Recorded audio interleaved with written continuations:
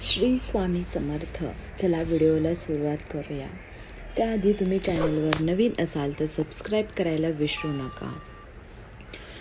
स्वामींची एवढी सेवा नामस्मरण करून मनोकामना पूर्ण का होत नाहीत? नेमकी काय चूक होते? आपण कुठे चुकत आहे हे आपण बघणार आहोत. त्यासाठी तुम्ही हा व्हिडिओ शेवटपर्यंत नक्की बघा. अशक्य ही शक्य करतील स्वामी, अशी अनेकांची श्रद्धा आहे. श्री स्वामी समर्थ महाराज हे कोट्यावधी भाविकांचे दैवत आहे. दररोज न चुकता स्वामींचे पूजन, भजन, नामस्मरण, उपासना केली जाते. अगदी हजारो घरांमध्ये स्वामी ग्रंथांची पारायणे केली जातात. नित्यनेमाने अक्कलकोटला जाऊन स्वामींचे दर्शन घेण्याची संख्या सुद्धा खूप मोठी आहे.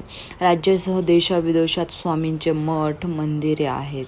या मठात जाऊन स्वामींचे दर्शन घेणे, स्वामींच्या आरतीला उपस्थित राहणे, गुरुवारी विशेष करून स्वामींचे दर्शन, पूजन, नामस्मरण करणे असा सुद्धा काहींचा म्हणजेच अनेकांचा संकल्प सुद्धा आहे.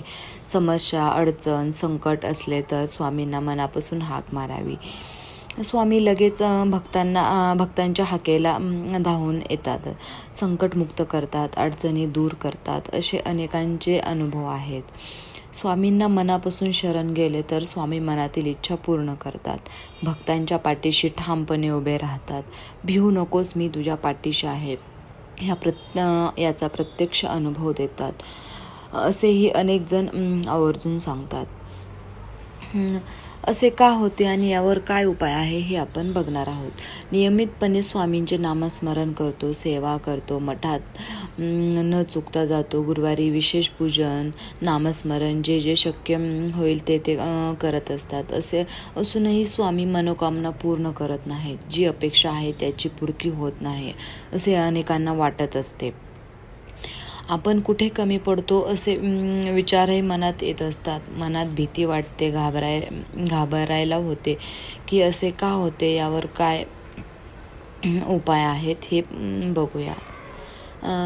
अनेकदा आपण आपल्या इच्छा, मनोकामना, नवस संकल्प हे आप्तांना, जवळच्या व्यक्तींना, अगदी खास लोकांना, मित्रांना सांगत असतो. यातून सकारात्मकता मिळावी हा उद्देश असतो किंवा तशी मनातून अपेक्षा सुद्धा असते. यासोबतच आपण स्वामींचेही शक्य तेवढे करत असतो. आपापल्या परीने यथाशक्ती सेवा, नामस्मरण, पूजन, भजन करत असतो. मनातील अमुक या इच्छेसाठी आपण स्वामींची अमुक एवढी सेवा करत आहे असे सांगतो. इथेच चूक होते असे सांगितले जाते. परंतु मनातील संकल्प, इच्छा, विशेष मनोकामना कुणालाही सांगायच्या नाहीत असे सांगितले जाते. त्यांची वाच्यता करू नये. तसेच आम्ही स्वामींचे अमुक करतो, तमुक करतो, स्वामींची एवढी सेवा करतो, तेवढी सेवा करतो असे जर अजिबातच असे तर अजिबातच सांगायचं नाही आहे. आपली इच्छा गुप्त ठेवायची आहे. अगदीच बोलावेसे वाटले तर मनातल्या मनात स्वामींना सांगावे.